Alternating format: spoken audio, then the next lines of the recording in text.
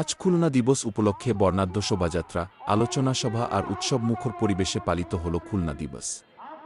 শুক্রবার সকাল 10টায় কবুতর ও বেলুন উড়িয়ে দিবসটির উদ্বোধন করেন বিভাগীয় কমিশনার ও প্রশাসক ফিরোজ সরকার।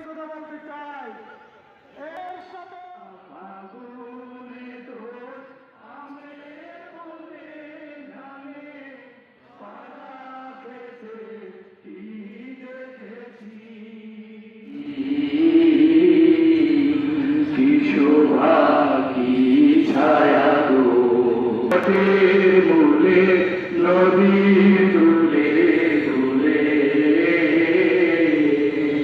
মধুর মুখের বাণী আমার মধুর বাণী আমার কানে লাগে খানি বলি ধরে আমি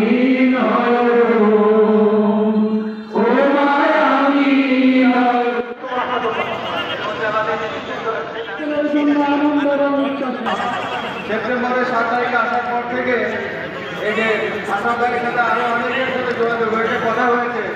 আমার একটা জিনিস মনে হয়েছে যে খুলনার উন্নয়নের খুব যে জায়গা, সাধারণ মানুষের কর্মসংস্থান, এই জায়গাতে হাত দেওয়া দরকার প্রাথমিকভাবে।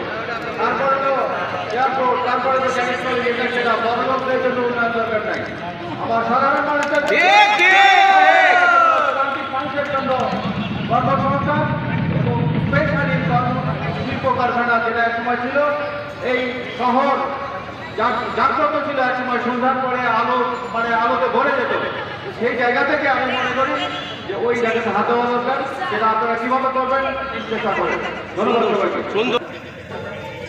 আমি যখন 1998 সালে এই চাকরিতে যোগদান করি, আপনাদের খুলনা বেশ কিছু লোকজন আমার সাথে পরিচিত বা সামাজিকভাবে, তখন ওনারা বলেছিলেন যে আমাদের খুলনা সামাজিক, অর্থনৈতিক এবং সব দিক থেকেই উন্নত।